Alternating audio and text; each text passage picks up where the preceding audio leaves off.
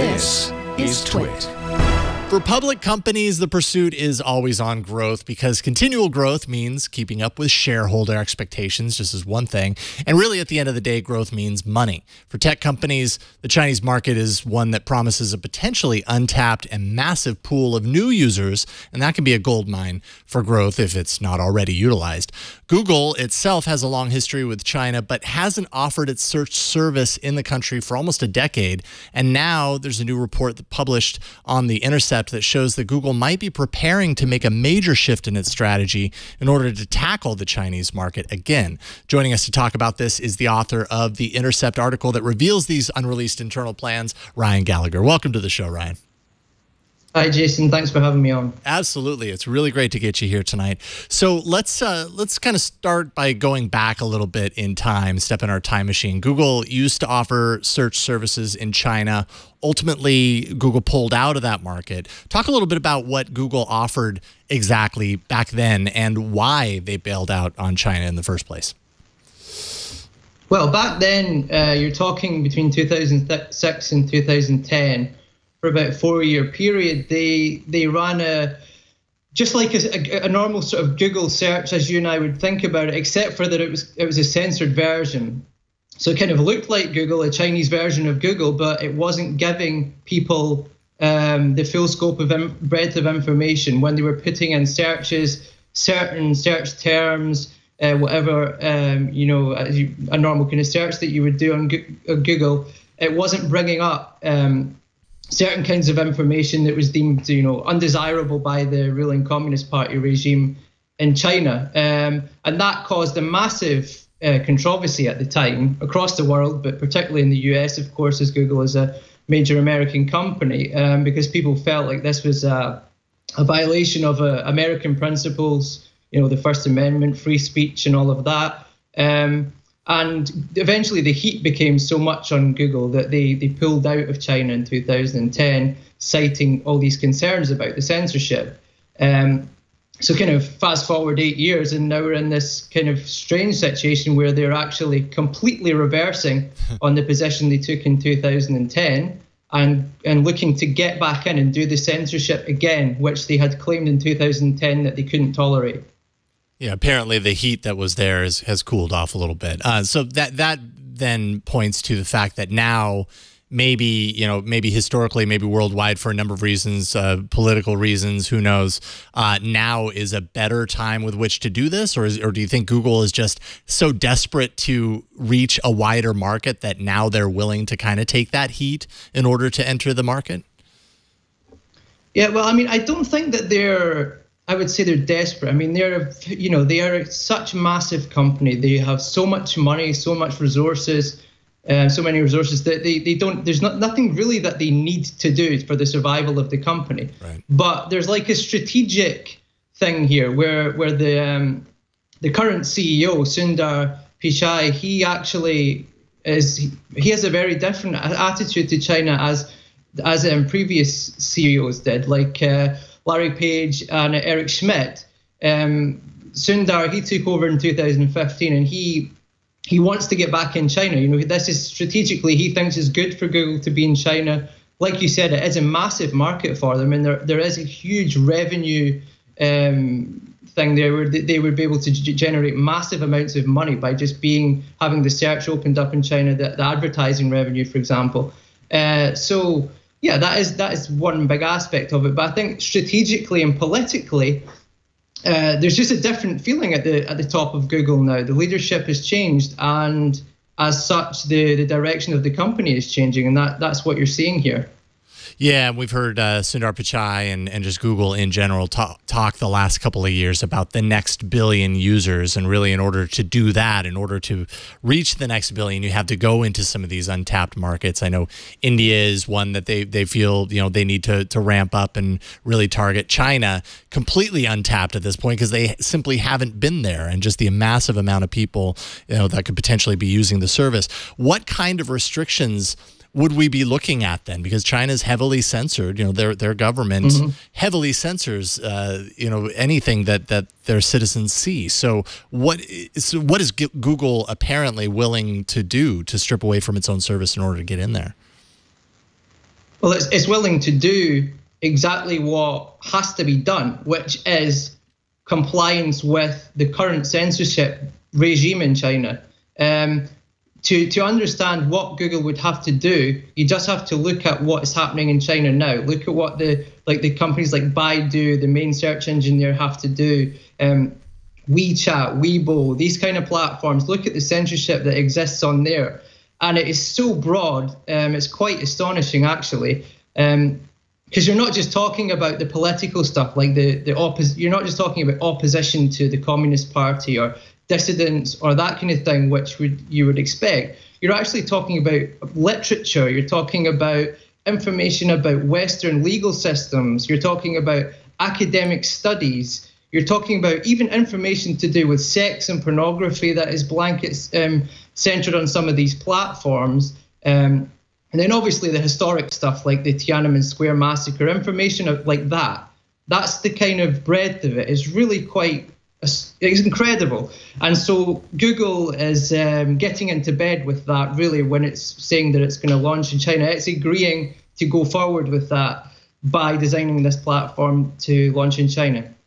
Yeah, and then my question in that regard then becomes, when a company the size of Google, you know, had an ethical issue with this initially and decided to pull out of that market, and then later decides, actually, we're okay with this, thereby, you know, saying that they're okay with kind of pulling the wool over an entire, you know, nation's citizens, pulling the wool over their eyes and allowing them to be in many ways misdirected or misinformed or not informed at all about certain facets of reality. I mean, doesn't that then you could argue that Google is complicit to a certain degree with that? Or is this just more about like, hey, this is a business, businesses have to make money, and shareholders will forgive and forget? Yeah, well, I mean, I think that, you know, the problem is life isn't just about business. You know, life is about principles. Life is about, you know, democracies. Life is about information, freedom of information. You can't just make decisions based on money. If you do that, you can get yourself into all kinds of terrible situations. Sure. So I think that for me, it's not even an argument. Google, if it does this, is going to be complicit. The very act of censoring the platform is complicity. That's just, for me, a fact. I think that, you know, I don't know if Google has some kind of intention that it believes, or I mean, I'm referring to it as a singular thing, but I'm talking about the leadership of Google, maybe that they believe a sort of restricted version of Google is better than no version at all. But you have to make an absolutely massive compromise, because you're not just talking about, like I said, you know, a limited set of you know, particularly sensitive politically information. You're talking about like a broad swathe of all kinds of information. And Google is a company that is supposed to be founded on a value that is in favor of open access to information. It does just seem like a total compromise of that really fundamental value that the company was essentially founded upon. And this is why it's quite a stunning thing for them to be saying they're going to go and do this again. And why I imagine at this point Google is really kind of kicking itself for ever having had "Don't be evil" as something that was attached to the name. Not that Google itself would necessarily look at this and say, well, we're being evil now, why did we ever do that? But because that is a comment that will continually come around and bite them in the butt anytime they do something that could possibly be perceived as siding with evil or whatever the case may be. And then as far as the citizens of China are concerned, you know, it's my understanding that there are a lot of people within China that understand that there are ways around these blocks, things like VPN and everything.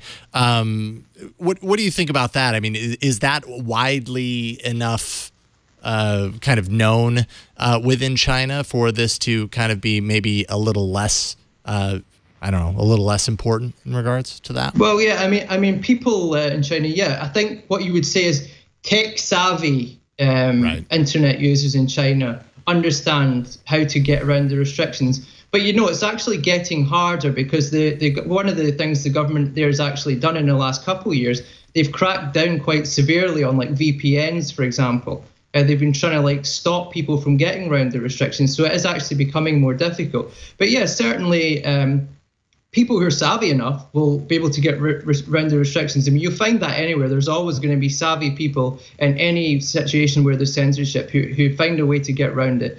But for the majority of people, I mean, you're talking about 750 million internet users in China. That's more than the entire population of Europe. It's a huge amount of people.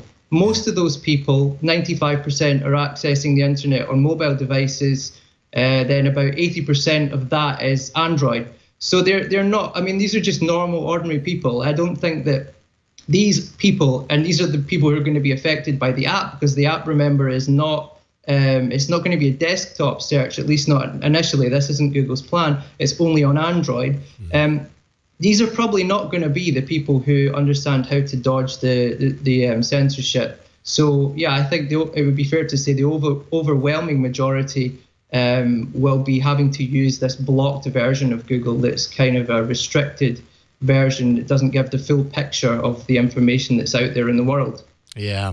And I think something that kind of concerns me about everything that I've seen here is kind of about the signal that is sent from this decision. You know, a company the size of Google once had this ethical choice in this regard, now going in the reverse to say, okay, well, actually, maybe it is okay. And I should also point out, this isn't happening confirmed. This is a report that you put out based on information from inside. So this is still very much in the works behind the scenes. We'll see what comes out of it over time. But what signal does this send to other tech companies? Or what signal does this even say to democratic countries that that may decide, well, this is possible. Now the door is open, and then suddenly, you know, even in democratic countries, this becomes an option. What do you think about that? Yeah, well, first of all, just to say that the project itself, it isn't just like some blue sky little quirky thing that's happening in the corner of Google. This has been sanctioned right at the top of the company, and it's actually been in a state that they could, within a short period of time, just launch it within 1 or 2 weeks' notice. Wow. And the only thing that they've been waiting on is approval from the Chinese government.